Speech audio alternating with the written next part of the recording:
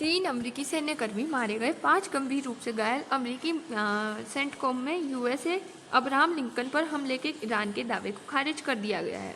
यानी कि जो हाल ही में जलडमरू मध्य में तूफान, अमेरिका ईरान समुद्री तनाव बढ़ा हुआ है। ये हमारे करंट अफेयर्स में सुरक्षा एवं कूटनीति को दर्शाता है। यानी कि हालिया घटनाक्रम जिसमें हम देखते हैं ईरान द्वारा अमेरिकी जहाजों के करीब मिसाइल परीक्षण हुआ और हॉर्मुज़ जलडमरू मध्य में ड्रोन हमले और नौसैनिक अभ्यास हुए।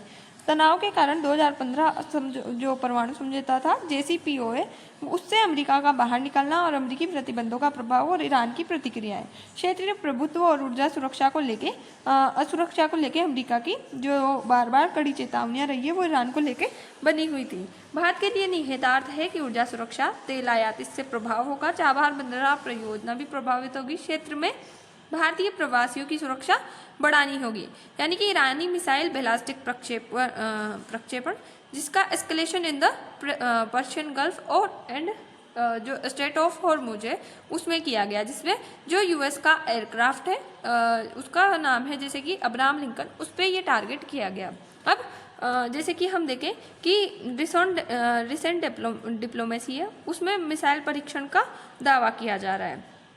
घटना क्या है तो IRGC का दावा है कि USS अब्राहम लिंकन पर 4 बैलिस्टिक मिसाइलों से हमला हुआ। अमेरिका का दावा खारिज किया गया है कि मिसाइल पास तक नहीं पहुंची थी और कोई नुकसान नहीं हुआ है। यानी कि ये बड़ी खबर हो जाती है कि 3 अमेरिकी सैनिकों की मौत हो गई और 5 घायल हुए। यानी कि ऑपरेशन की पहली कैजुअलिटी यहाँ पे देखने को मिलती है। चर्चा में इसलिए क्योंकि अमेरिका ईरान के बीच प्रत्यक्ष सैन्य टकराव है। पहली बार अमेरिकी सैनिकों को मौत और संघर्ष का गंभीर होना हो गया है। मतलब अमेरिकी सैनिकों को पहली बार गंभीर रूप से अपने सैनिकों को खोना पड़ गया है। मिसाइल जो एयरक्राफ्ट है उसको आधुनिक युद्ध तकनीकी से बनाया गया है। मध्य पूर्व में व्यापक क्षेत्रीय युद्ध का खतरा बना रहता है, इस वजह से अमेरिका ने इसे मिडिल ईस्ट में लगाया हुआ है। उसी के बाद परमाणु कार्यक्रम पर विवाद, तो ईरान पर कड़े प्रतिबंध, अमेरिकी प्रतिबंध लगे हुए हैं। पश्चिमी एशिया में प्रभाव की निरंतर प्रतिस्पर्धा देखने को मिलती है। ट्रिगर हाल में इसराइल अमेरिका द्वारा ईरान पर हमले किए गए। USS अब्राहम लिंकन प्रकार है न्यूक्लियर पावर्ड एयरक्राफ्ट का। उसी के बाद ये समुद्र में फ्लोटिंग एयरबेस यानी कि चलता फिरता एयरपोर्ट है। इसका महत्व इंडो पैसिफिक और मिडिल ईस्ट में अमेरिकी शक्ति का प्रतीक दर्शाता है। सुरक्षा कैरियर स्ट्राइक ग्रुप के साथ चलता है। सूचना युद्ध, तो अवधारणा है कि बिना गोली चलाए दिमाग पर हमला यानी कि दुश्मन को भ्रमित करता है। जैसे कि हम देखते हैं रामायण में जो सीता जी को जिस हिरण यानी कि उसका नाम था मरीचिका, उसी टाइप का हमारे पास एक आई थिंक जो नेवी है, नेवी के पास एक एयरक्राफ्ट वरशिप है जिसमें उसका काम होता है कि वो दुश्मन को इतनी रेडिएशन फैला के भ्रमित कर देता है ताकि जो मिसाइल है वो कहीं ना कहीं अपना रास्ता भटक जाए।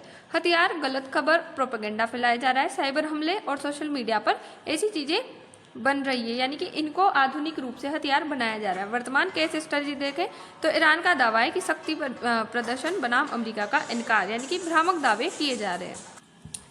तनाव के संकेत, ट्रिगर यानी कि 3 अमेरिकी सैनिकों की मौत हो गई है। संभावित परिणाम, अमेरिका जवाबी कार्रवाई बढ़ा सकता है और पूर्ण युद्ध का जोखिम बढ़ सकता है।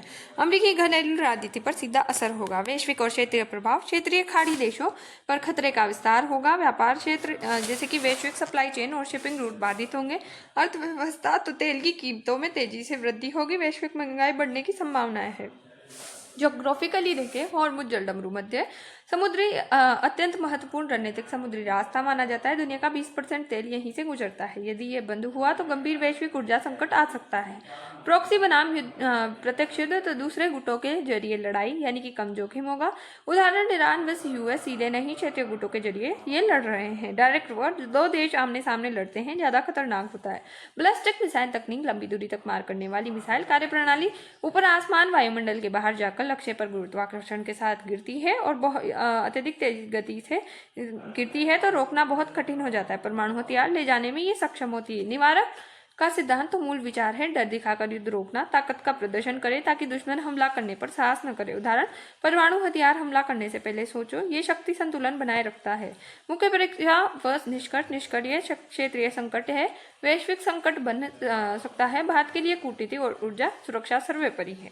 मेंस के क्वेश्चन देखें तो मध्य पूर्व में एयरक्राफ्ट करियर की रणनीतिक भूमिका का विश्लेषण करें। US ईरान संघर्ष वैश्विक ऊर्जा सुरक्षा को कैसे प्रभावित करता है। प्रीलिम्स MCQs देखें तो समुद्र में एयरक्राफ्ट करियर क्या है? तो समुद्र में एयरबेस। बैलिस्टिक मिसाइल की विशेषताएं क्या है? तो ऊंचाई पर जाकर लक्ष्य पर गिरती है। प्रॉक्सी वॉर का उदाहरण तीसरे गुट के माध्यम से लड़ाई करना। स्ट्रेट ऑफ हॉर्मुज की भूमिका वैश्विक तेल आपूर्ति मार्ग को बाधित करना या इससे जो होता है। इंफॉर्मेशन वेलफेयर का अर्थ है सूचना मीडिया से प्रभाव डालना।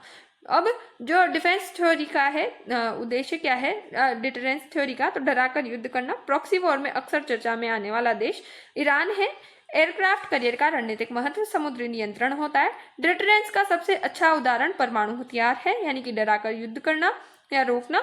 और स्ट्रेट ऑफ हॉर्मुज कहाँ पर स्थित है? तो ये पश्चिमी एशिया में स्थित है। जय हिंद, जय भारत, थैंक्स फॉर वॉच।